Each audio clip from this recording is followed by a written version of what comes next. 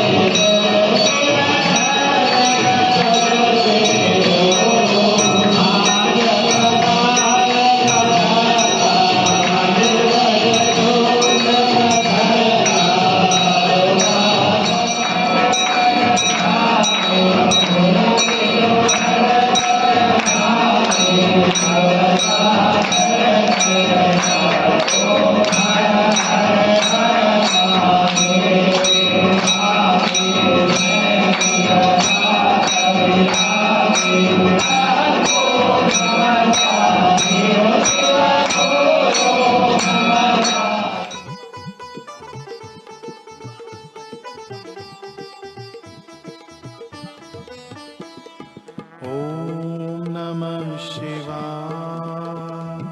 ॐ नमः शिवाय। ॐ नमः शिवाय। ॐ नमः शिवाय। ॐ नमः शिवाय। ॐ नमः शिवाय। ॐ नमः शिवाय। हर ॐ नमः शिवाय। हर हर भोले नमः शिवाय। बम बम